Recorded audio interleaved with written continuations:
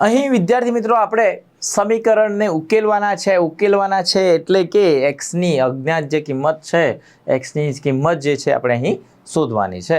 તો સમીકરણ અહીં આપેલું છે કે 2 tan ઇન્વર્સ cos x બરાબર tan ઇન્વર્સ 2 cosec x બરાબર છે. તો અહીં આપણે સૌથી પહેલું કામ કરીશું વિદ્યાર્થી મિત્રો કે tan inverse 2 tan inverse x નું જે સૂત્ર છે 2 tan ઇન્વર્સ x એના સૂત્ર પ્રમાણે આ cos x ની જગ્યાએ જો x મનમાં વિચારો તો 2 tan ઇન્વર્સ x નું tan ના સ્વરૂપે સૂત્ર દેખાય જ છે બરાબર. યાદ પણ છે આપણને cosec નો વ્યસ્ત sin થાય એટલે 1/sin લખી શકીએ જમણી બાજુમાં. તો 2 tan ઇન્વર્સ x છે tan ઇન્વર્સ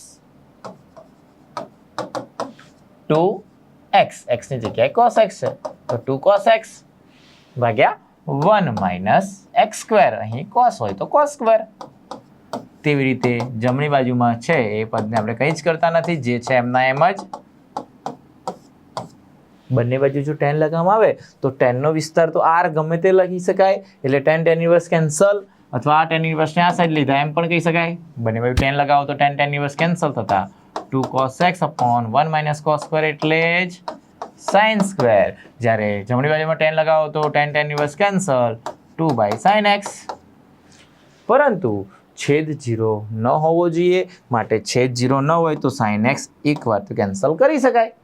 ક્લિયર છે? અને અંશમાં 2 પણ 0 નથી એટલે કેન્સલ. તો આમ cos by sin cot x, cot x બરાબર 1 મળે અને cot x 1 ની કિંમત જો આવડતી હોય તો ઠીક છે, ના આવડે તો વ્યસ્ત કરો તો tan x બરાબર 1.